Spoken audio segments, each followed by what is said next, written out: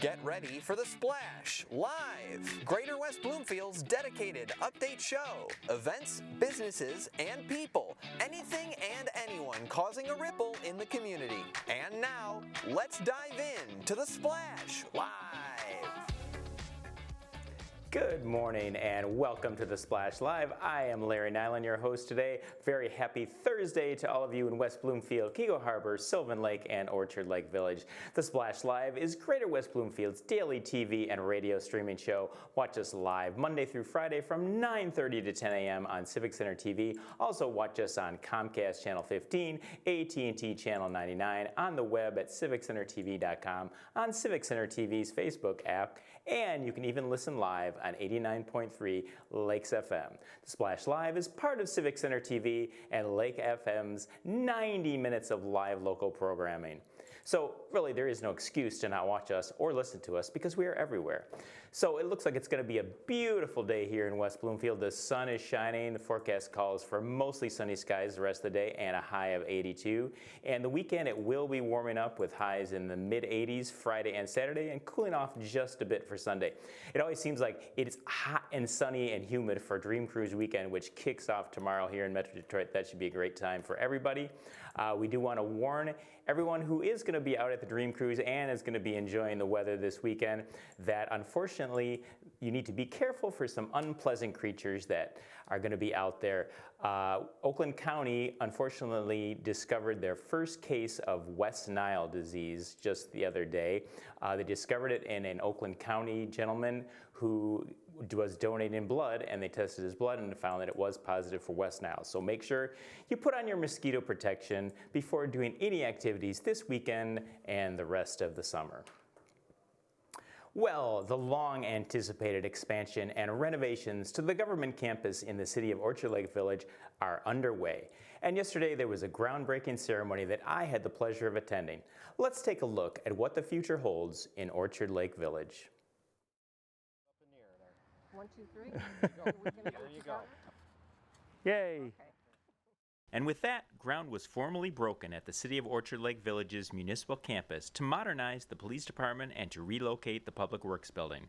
So what exactly can the residents of Orchard Lake Village and its workers look forward to when construction is completed? We've had years of planning. We're building a great addition to our police department to make it safe. We have not had a sally port, which is something that you need in a police station to bring people in that have been taken prisoner safely.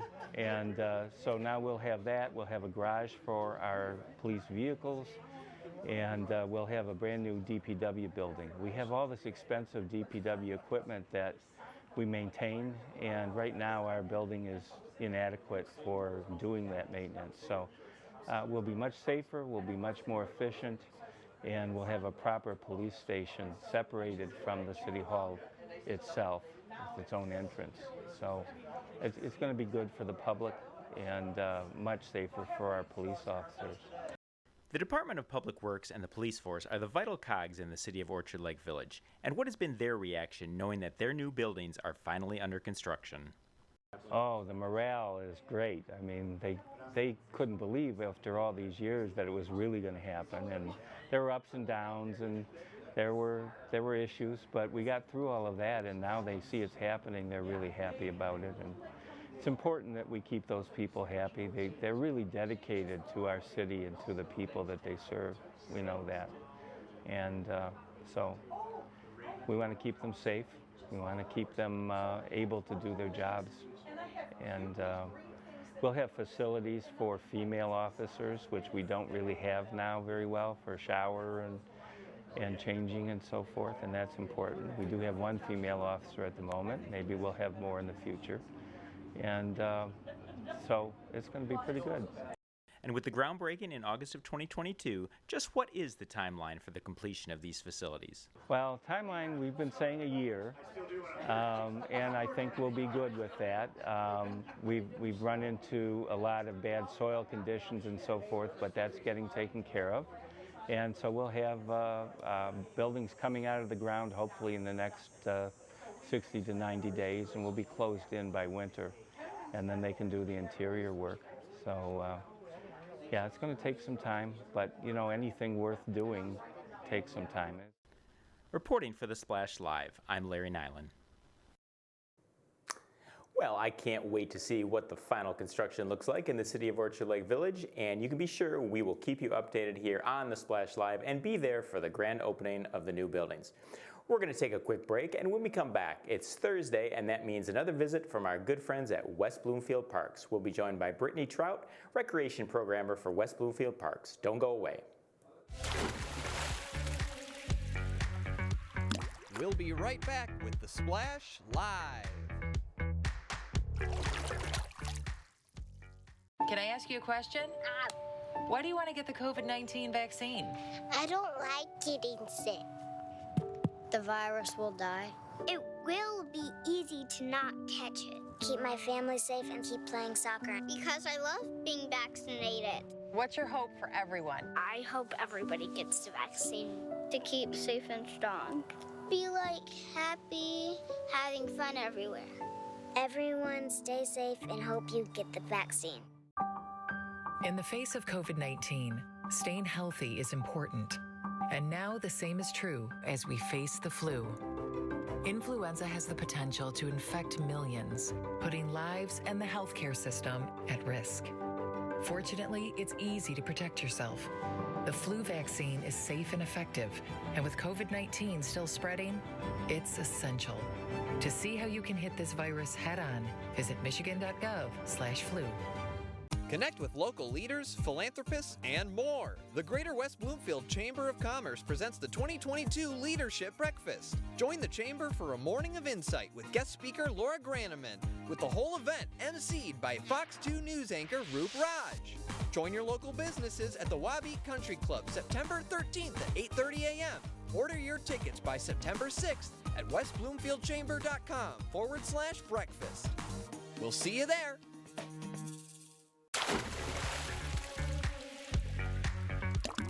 And now, back to the Splash Live. Welcome back to the Splash Live. I am Larry Nilan. Well, even though summer is winding down, the folks at West Bloomfield Parks are just as busy as ever with continuing summer activities while also preparing for fall events. Joining us now is West Bloomfield Parks Recreation Programmer Brittany Trout. Brittany, thank you so much for joining us this morning. Hi, Larry. Thanks for having me. So Brittany, I don't think I've had the chance to ask you, but can you start off by telling us all about your background and what brought you to West Bloomfield Parks? Yeah, I'll keep it short and sweet. I graduated from college. I did a summer little girl job working at a horse barn while searching on Indeed for a job. And that's when I came upon the West Bloomfield Recreation Programmer and read the description, and my heart just aligned with it, applied, and I was fortunate enough to make it. And now we are here officially 5 years. That's August 14th was my 5th year celebration. Well, congratulations on your 5-year anniversary. Thank you. So Brittany, every morning I drive by the pool at my apartment complex, and I've yet to get there this summer. I always say, oh, I've got to get to the pool, but it hasn't happened yet. But when I drive by Lily Pad Springs on Farmington Roads, I look at that and realize, you know, there's not much time left for that to be open as well. How has the season been at the Splash Park, and how long will Lily Pad Springs still be open this year? So the season's been good. It's our second summer, so we're learning what more of our commonalities will be and what to expect for crowd sizes. So it's been nice to see that. And then we will be open until the Monday after Labor Day. It's our last day, which I believe is the 5th. All right, and can people still go and sign up online to get some of those last spots? Absolutely. So you guys are more than welcome to call our front desk, or if you have a Parks and Rec account, you can get your tickets ahead of time. So we have them at the window for you, and then you guys can enjoy. They are in sessions, just in case anyone is wondering. We run from 11 to 1, 1:30 to 3:30, and then 4 to 6. So Brittany, looking at some other things that are going on at West Bloomfield Parks next week, it's the big family block party. Can you tell us when and where the block party will be held, and what can families enjoy on that special evening? Yeah, our Family Block Party is new to us. It was a new event that we put together after coming out of COVID last year, and it was just a way to be outdoors and get a bit of a gathering together. So what families get to enjoy is this year we have providing the face painting. So adults and kids, I know the adults are probably super excited, but you can go get a little art done on your cheek or on your hand. And then we have DJ Dave coming to rock the night with us. If you guys haven't met DJ Dave at this event, you're going to be astounded. He is great, fun, entertaining, provides games. And then we have Marla's ice cream truck coming to serve us some fun flavors.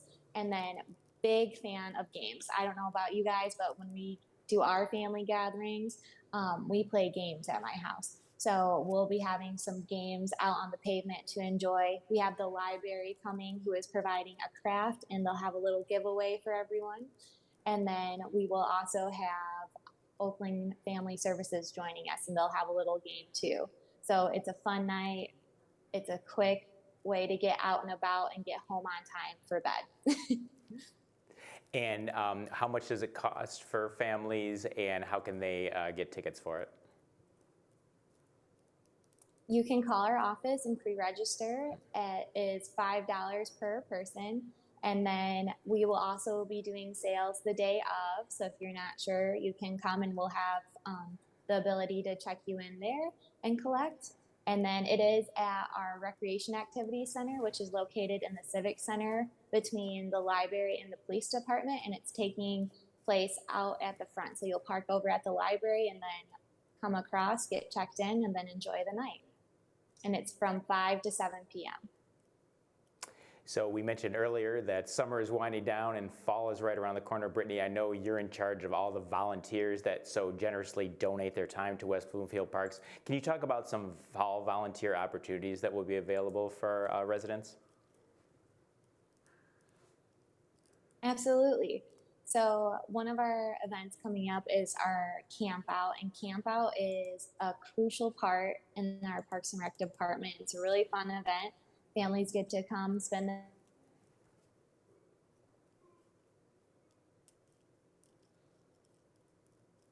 So it is a very cool opportunity. And can you guys hear me? We hear you right now. We're working on getting your video, but we can hear you right now. So if you'd like to keep talking, we're getting your video straightened out. So go right ahead. Okay, sorry guys. But so camp out, we need volunteers to help us in the evening, sometime between 12 to about 8. And then we have some late night volunteers come in from 8 to about 11:30, and then the next morning to help us serve breakfast and kind of clean up things. So camp out, which is September 16th and 17th. And then our big fall event that I help plan is our trick or treat trail. And we recruit hard for this one. We have volunteers who get to dress up in our costume characters. And sometimes that includes Star Wars, that includes being a Pokemon. And then we also have the volunteers who help guide those characters, because we have the kiddos who are so excited to see the fun characters, but you can't see. If you haven't been in a costume, it's hard to see, but you stay very warm. So you help guide the characters and pass out candy. And that's a really fun event to see all the kids dressed up, pass out the candy. And that one is October 23rd on a Sunday. And we also have our outdoor play area that we need help weeding throughout this time until the fall. And all our volunteer opportunities can be found on our website. So you can go to wbparks.org and then info, click on volunteer, and you guys can see all the opportunities and sign up from there. And you can also just call our front desk and you'll be directed to the right place to go. So Brittany, I'm going to ask you another question here, but could you rotate your camera while we're have you off camera right now? And I'm going to talk a little bit about another event that's coming up on September 24th. It's the community garage sale. Now I'm intrigued about this because I've got an entire second bedroom that is kind of full of stuff that needs to be thrown into a garage sale. So I'm wondering, can people contribute stuff to this, or is it just a place where people can go and buy stuff, or how does the garage sale work exactly? Yeah, so it's a very organized garage sale. We have limited spots. So if you're a West Bloomfield resident, you're welcome to register. You get one spot, which consists of 3 parking spots. And in those 3 parking spots, you can decide to set up your tables or leave one spot to park your car, and you can put all your items that you're looking to upsell and give another home before hitting the garbage disposal. We really want to make sure that we're recycling and doing our part in our community. And so if you're a West Bloomfield resident, it is $10 per spot, and registration will open up on the 30th of August. So we do a little bit of a short time just because we have limited spots, and we want to make sure people aren't dropping on us. So mark that on the calendars if you guys want to join. And then if you're coming to shop, bring your cash and card. The vendors are completely selling on their own and responsible to handle all of that, but it's at the Recreation Activity Center, and it will be on that Saturday morning with the selling time from 8 till 2 p.m. So now, is this garage sale something that you've done in the past? And if so, what has been the feedback from people both who were trying to sell items and people who are coming to buy items? Yes, this is our, I think, second year, and we try to do 2 a year. So this idea was brought to us from a West Bloomfield resident, and we were able to implement it. So we thank our community for giving us feedback and ideas on events they would like to see and participate in. And that being said, we have to work it around with our other stapled events. So this one gets to be moved where it can fit best. And we do a fall and we do a spring. So that being said, sometimes Mother Nature isn't always in our favor. Our past one we had this fall was a little overcast. So the shoppers, I think, were a little hesitant, but all the people who came out to sell were happy to be out and about and excited it was another way to socialize and get rid of some things before if they wanted to donate it or unfortunately throw it out. So we've had great attendance in our first year running it, and we had around just 400. So it's a good time for all the people who want to try and grab a spot, and we do publicize it on social media and then along with our event flyer. Well, we look forward to that event and everything going on in West Bloomfield Parks. Before we let you go, Brittany, is there any other event that you want to touch on real quick that people would be interested in attending? I think we covered it for now, but we are bringing back our high tops, high heels. So that's more like our Mom Sundance. It's different this year than in the past, and that will be in November. So we're looking forward to that. And also our daddy-daughter dances will most likely be making an appearance back too. So that will be happening in 2023. Trick or Treat Trail and Camp Out. Camp Out is so fun. So it sells out fast. So if you guys are interested in doing that one, I would go register right away. And the website, wbparks.org, correct? Correct, yep. Brittany, thank you so much for joining us. We appreciate it. Thank you guys. Sorry about my camera. All good. Brittany Trout, Recreation Programmer for West Bloomfield Parks. Thanks so much for joining us today. Coming up on the Splash Live, we head over to Henry Ford West Bloomfield Hospital to talk about how man's best friends are providing much-needed therapy to patients of all ages. That's coming up next. Stay tuned. We'll be right back with the Splash Live.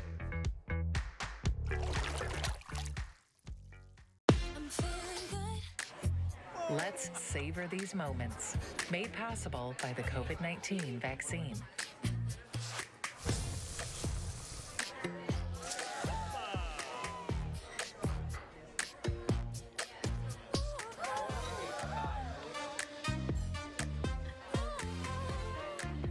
Keep the dining out going by keeping yourself protected and your COVID-19 vaccines up to date.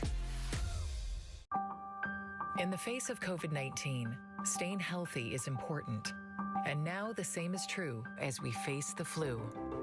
Influenza has the potential to infect millions, putting lives and the healthcare system at risk. Fortunately, it's easy to protect yourself. The flu vaccine is safe and effective, and with COVID-19 still spreading, it's essential. To see how you can hit this virus head-on, visit michigan.gov/flu. Connect with local leaders, philanthropists, and more. The Greater West Bloomfield Chamber of Commerce presents the 2022 Leadership Breakfast. Join the Chamber for a morning of insight with guest speaker Laura Graneman, with the whole event emceed by Fox 2 News anchor Roop Raj. Join your local businesses at the Wabi Country Club September 13th at 8:30 a.m. Order your tickets by September 6th at westbloomfieldchamber.com/breakfast. We'll see you there.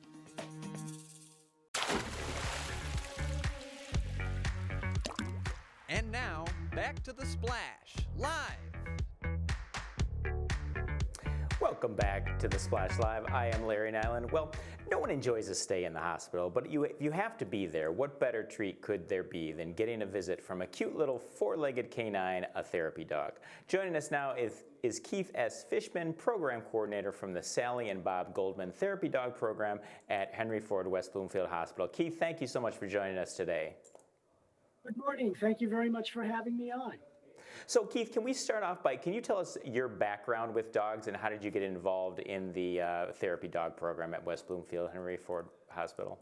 Well, I've been involved with dogs in therapy work in particular for over 20 years. I always trained my dogs heavily, and my wife had seen an article in the news about kids reading to dogs in the library. She said, you have a dog that's incredibly trained. Did you ever think of sharing him?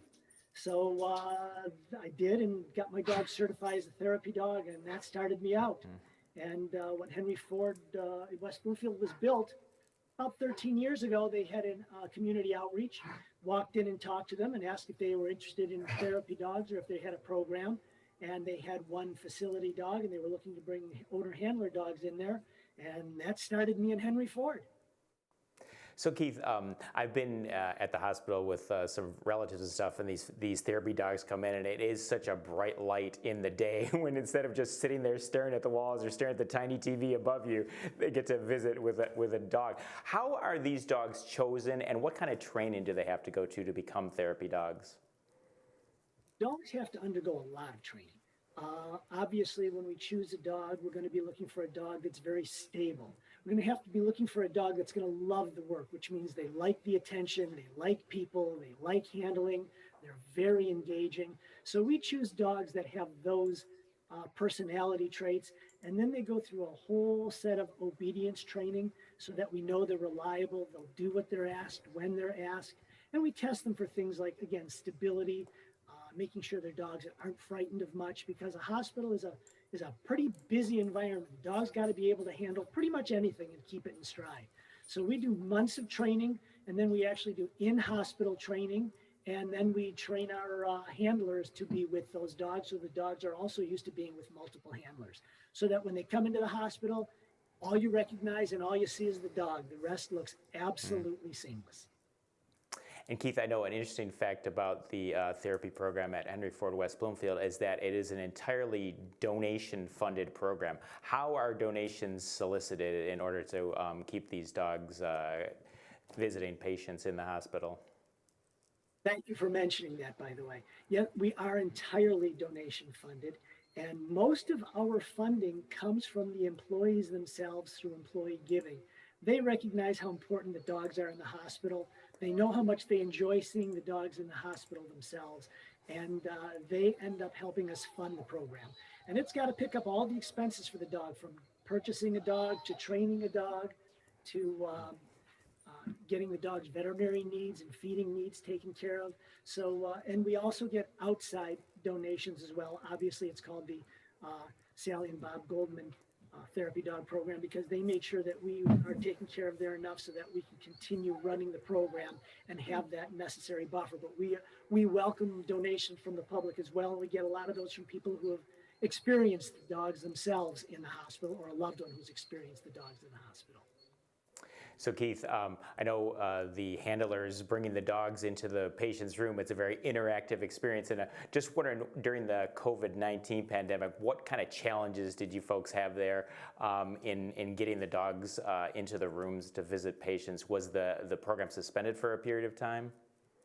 Unfortunately, our program, like every program, was suspended for several months.